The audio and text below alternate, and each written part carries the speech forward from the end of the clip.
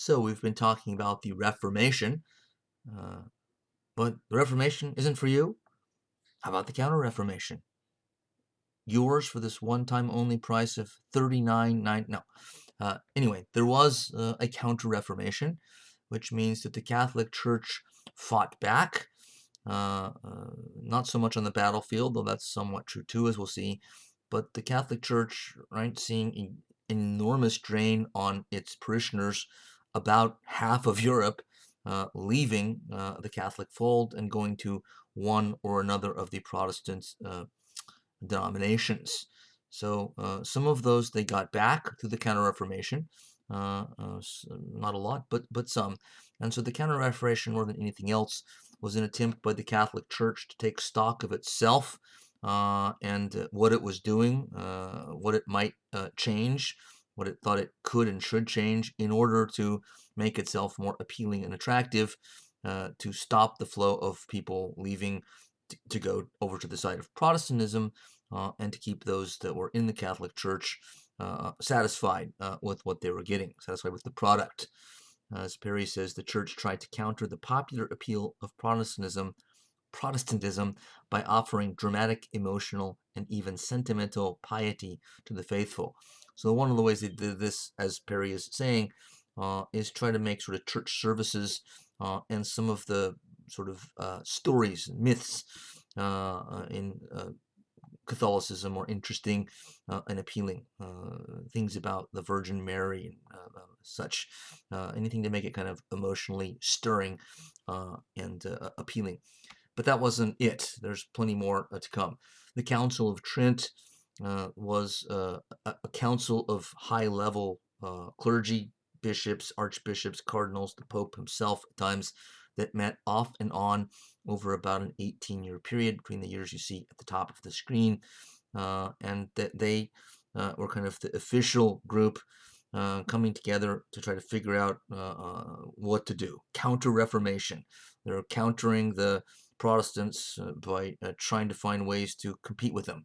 Again, this can be, I think, thought of fruitfully as sort of a marketplace of ideas, a marketplace of religious ideas kind of competing in a capitalist market. I don't mean that literally, as I said before. And so the Catholics trying to make their product more attractive. They realize they now have a competitor, like a new company that's taking a lot of their customers, and they're trying to figure out how to respond to that. So they do make some reforms, but keep in mind it's not just sort of a business transaction. Many or most of the Catholic leaders had firm beliefs about God and about what the Bible meant and what it meant for human life and human behavior. So there was only so far that they were willing to go, and some were willing to go further than others. There's lots of debate at this sort of long-term series of councils or meetings. In the end, and I'm simplifying here, they decided to clean up corruption. There's plenty of corruption in the Catholic Church to clean up, from top to bottom, popes and cardinals, all the way down to parish priests. And they did that pretty successfully, but they didn't make many, if any, changes on doctrine, dogma, theology. So they held firm when it came to sort of the philosophy of the church. Just to pick a simple example, but a mainstream fundamental one, we talked about how the Protestants rejected the Catholic idea of good works leading to salvation. If you do a lot of good things, you can go from being someone who is consigned to go to hell to someone who's going to get into heaven. And so through your actions, good works, you can bring yourself to salvation, and you can change it. Remember, the Protestants, particularly the Calvinists, detested that idea. Predestination in many ways was a response exactly to that. So on that kind of important doctrinal difference between the two, the Catholics said, no way, the Protestants are just wrong on that. The idea of good works leading to salvation, that stays. And that was basically true on most, again, doctrine-oriented, or what we call doctrinal questions. A new sort of sub group within the Catholic Church was formed basically because of the needs of the Counter-Reformation, the Society of Jesus, or Jesuits, formed in 1539 by Ignatius of Loyola, one of the great figures in Catholic history. He and the Jesuits that followed undertook important reforms to bolster the Catholic Church, again, after and in response to the Reformation. The Jesuits founded many educational institutions throughout Europe. They're known, because they're still around today, for their commitment to education even now. High schools and colleges that are Jesuit oriented, that usually offer a very good education. So they still have that reputation, though the Jesuits have been controversial from day one and are even somewhat now. There was a time sort of in between their founding and now where they were actually outlawed by the Pope and they went out of business only to be brought back later on, showing you again that they're controversial. Also, there's been, and even again up until the present day, a lot of conspiracy theories about the Jesuits, which aren't true, but when somebody gets a lot of conspiracy theories thrown at them, you know they're controversial. So in many ways, the Jesuits were similar to their opponents, the Calvinists, or one of their opponents on the Protestant side. The Calvinists, we know, were pretty severe Christians, and the Jesuits were somewhat like that. You can see it in the book written by Loyola himself, Spiritual Exercises, which has slid sort of off the screen there. I don't know why, how, but this was spiritual exercises. Really, is what it sounds. It's sort of like a handbook of how to sort of work out at the gym more effectively. But the exercises here are not physical; they're spiritual and intellectual, and it actually sends you through this series of mental and spiritual exercises that it kind of like works out your mind to make your faith and understanding of God and the Catholic religion more effective, better, more firm, etc. So this was another attempt to kind of reinvigorate the church. The Jesuits were hugely influential going forward, oftentimes rising to high positions in the church and becoming advisors to monarchs. Another reason that they were controversial. All of this led to, meaning the Reformation and its aftermath and the Counter-Reformation, great conflict over about a century and a half, what's sometimes called the Age of Religious Wars in European history. And we see religious war in Germany break out, which is where the Reformation started with Martin Luther's 95 Theses nailed to the church door in Wittenberg. And here I'm skipping the bloodshed. And on the other side of it, after somewhat inconclusive or sort of draw in warfare between Catholic armies and Protestant armies in Germany fighting it out over religion, comes the Peace of Augsburg, signed in the city of that name in 1555. So this ended the wars, at least for the time, in Germany. The treaty signed between Charles V, the Holy Roman Emperor, basically made him the German emperor, but on the Catholic side, and something called, yes, a very German-sounding name, the Schmalkaldic League, on the Protestant or Lutheran side. Back to why I put Lutheran instead of Protestant in a minute. The principle, one of the principles laid down here, at least with regard to trying to figure out how to settle some of these religious disputes that are so right, they're so serious, so divisive that they're leading to warfare and large-scale bloodshed, is the principle of cuius regio, uius religio. My Latin isn't very good, but that means whatever religion your ruler is, the leader of your country is, that's what religion you are. Or whatever the official religion is established by the king, that's going to be the official religion of the country.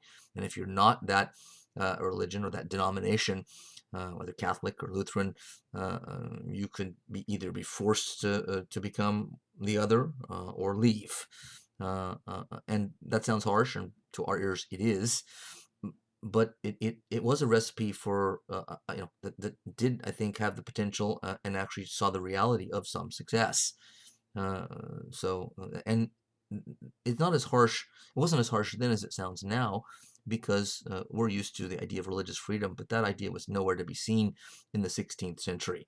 This it was actually common practice. It was the norm to have an official religion.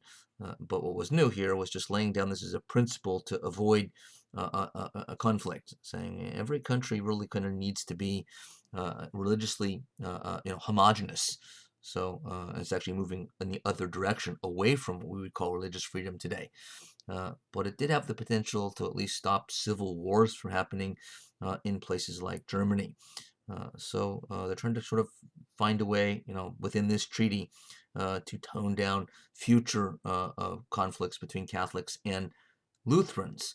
And I put Lutheran instead of Protestant because this agreement didn't include Calvinists yet. Right? Another one of the splinter groups within Protestantism that we know was hugely influential. It wasn't until another series of wars in Germany, of all things, that ended in 1648, the 30 Years' War, which we won't cover in this class, that in a similar attempt, or just an extension of the cuius regio principle, that Calvinists were added to. So if a leader, king, prince, whatever his title was, your leader, then you're going to be if he was Calvinist, then you're going to be a Calvinist. But here in 1555, it was still just Lutherans and Catholics that sort of agreed to this formula. In England, things went differently. Each country, has some unique features to the Reformation, particularly in the case of the English Reformation. You see on the slide here, Henry VIII, a larger-than-life king.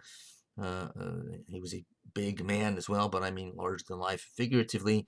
And one of his daughters, the great monarch Elizabeth I, who reigned for decades and decades after her father died. Elizabeth is one of the most talented monarchs in European history, and is a fascinating source of study, a fascinating figure to study in history. So is Henry VIII, but he wasn't as effective a king, mainly because his ego got in the way, as his daughter, who was much more practical and pragmatic than he was. But Henry VIII started the English Reformation not intending to, when, as you might know, he tried to obtain a divorce, actually an annulment, more accurately, of his marriage to his first wife, Catherine of Aragon, a Spanish princess, the daughter of Ferdinand and Isabella of Spain. And when the Pope rejected that, wouldn't do it, a lot of it was for political reasons. The Pope and popes had granted such annulments in the past before, but the Pope was allied to the Habsburgs and the Spanish monarchy. A lot of politics in this. Nonetheless, Henry took the drastic step of moving England away, the English Church, Catholic Church, away from control, from Rome, from the Pope. So, and he considered himself to be a loyal Catholic. He even wrote an essay about the seven sacraments, sort of an intellectual attempt at theology, which was fairly sophisticated. So he just was saying, from this point forward, to get my annulment, we're going to have to break permanently from the Catholic Church, and England will be its own kind of independent Catholic country, not answering to the Pope. And so he would be the head of the church.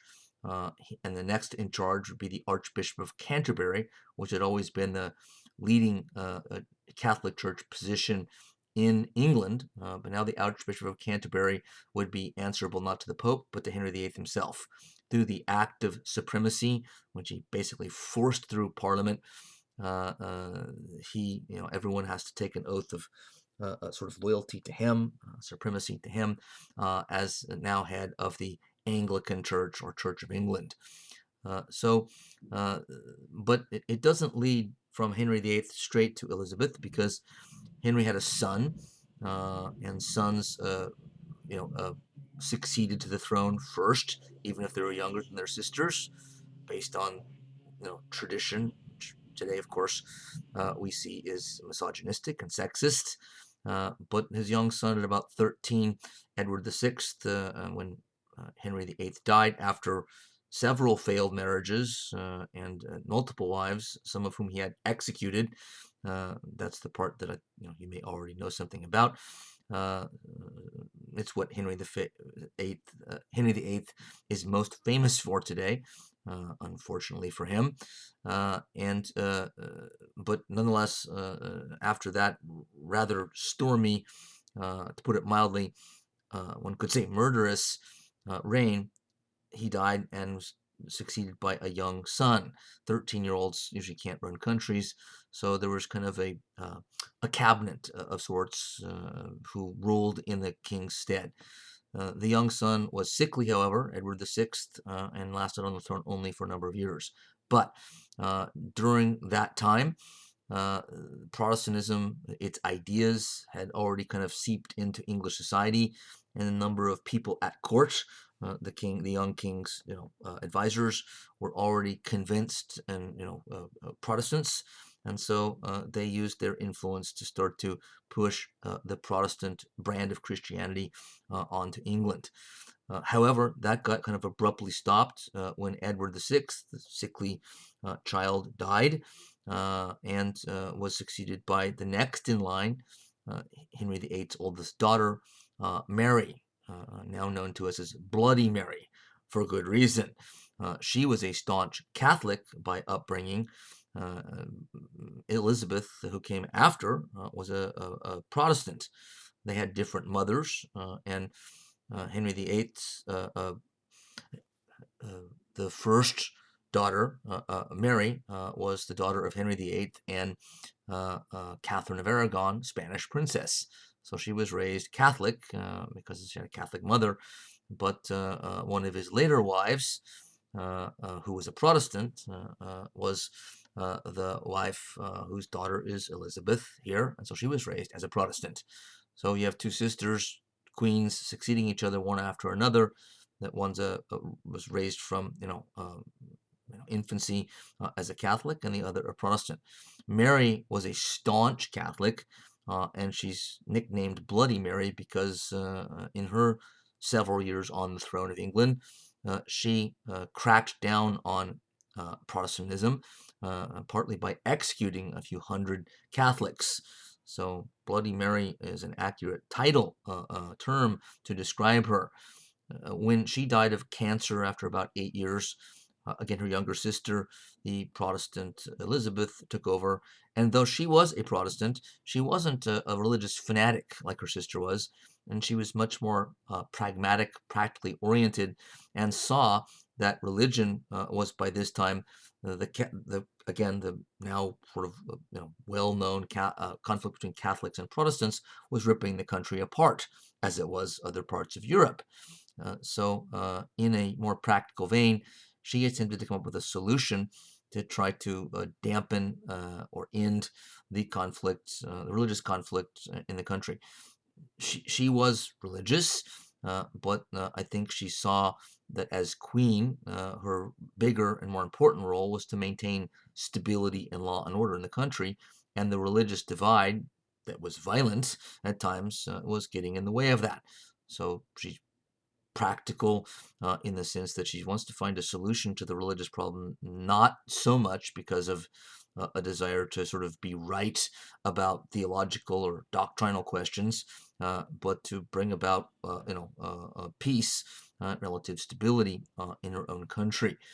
In the end, what she and her advisors created was the Church of England, the Anglican Church, which was designed to be a via media, which you see at the bottom of the screen there, middle of the road. So it was designed to be, to some degree, and there was disagreement about this, so it wasn't certain at first, but a broad compromise between Catholicism and Protestantism, which is an interesting idea. So if there's conflict between Protestants on one side in your country and Catholics on the other, what do? Well, you might try starting a third church that's a compromise, gives you some Catholicism and some Protestantism. And this was designed to kind of cast the religious net broadly within the Christian faith, so that moderate Protestants and moderate Catholics, who presumably were the majority of the population, would say, okay, this isn't all I want in my church, but it's enough, and it is the official religion of the kingdom now. I could get in trouble if I don't go along, and it's the queen who's has a great deal of respect by this point for good reason. So I'll go along with it. Whether you were Protestant or Catholic, if you were moderate enough, you're going to think that. Of course, extremists on both sides, extreme Catholics, extreme Protestants, mostly of the Calvinist stripe, tended to say no way and rejected this compromise. So it didn't end conflict, religious conflict, over the Reformation, but it was an interesting attempt. The church did actually fairly quickly, especially after Elizabeth was gone. She ruled for decades, but finally passed away in the beginning of the 17th century. But the church slid in the Protestant direction pretty quickly after that, and it's considered a Protestant church now.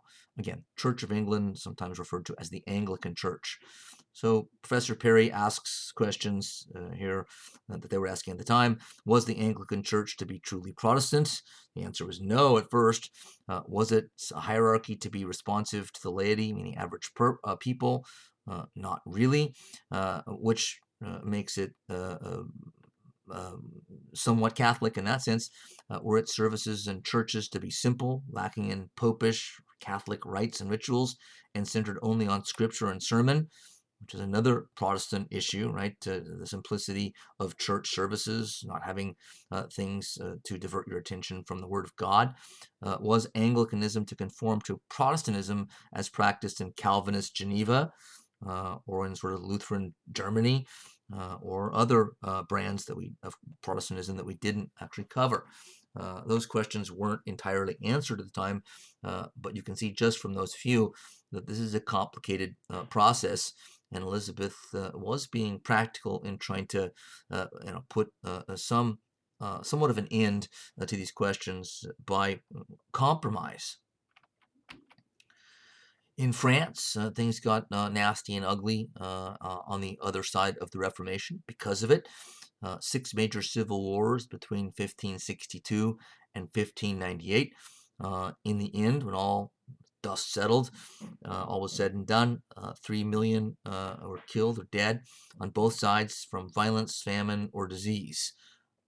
Most of that was from famine and disease, but there were still thousands killed through warfare. So like the conflict in Germany, there was a civil war in France between Catholic armies and Protestant armies. There were also massacres of innocent civilians. Pictured here, you see the famous or infamous St. Bartholomew's Day massacre in Paris in 1572. On that day, which spread to France beyond. On that day, 5,000 to 30,000, we don't know, but either way, it's 5,000 or 30,000 too many Huguenot or French Protestants, the minority in Paris and in France, most of France, were killed, just massacred, sort of cut down in the streets or pulled out of their homes, as you can see in the picture that does depict that scene, that bloody massacre. So we are seeing this. This might be perplexing to you, understandably. It's like, wait a minute, they're both Christians. Okay, they have their disagreements, Catholic and Protestant, but they're killing each other over it. Yes, big time, everywhere as we see. Now, to put that into some perspective, because it seems completely, irrational, insane to us today. But keep in mind, I'm not saying this. This helps to explain it. I'm not. I'm not siding with the violence, based on religion. I'm trying to explain it. But remember that almost everyone in Europe believed in the literal concepts of heaven and hell, literal interpretation of the Bible, which included heaven and hell, and so they believed that everything was at stake. Everybody's salvation, whether they're going to go to heaven or burn in hell, is at stake. So if you literally believe in those concepts, then you might be inspired to go to great lengths. In this case, to violence and massacre and warfare in order to put down the side that you believe is uh, not legitimately Christian, not doing what God wants, and if they win and force you to abide by that brand of Christianity, the wrong one, that you'll be punished by God and will wind up in hell eventually as well. So if you keep that in mind, it does at least help to understand how this could get so out of control when it's just differences over religious views, because we have them today in our country in an open society with religious freedom. We have disagreements, but we usually settle them by just talking it out or arguing. We might end up still disagreeing, but we walk away. But it was seen to be much more an existential issue in those days. Henry IV, a king of France, one of the most famous, often considered the greatest, one of the greatest in French history. He actually, I talk about him more in the second half of Western Civ, but here we mainly just need to know that as the founder of the Bourbon dynasty, one sort of family that was on that was on the throne for hundreds of years after this in France, he issued the famous Edict of Nantes in 1598. If you notice from the previous slide, the wars of religion are seen to end in 1598. It's because of this. Nantes is a city in France where this was signed. An edict is a law, but one that's just sort of proclaimed by a king or dictator.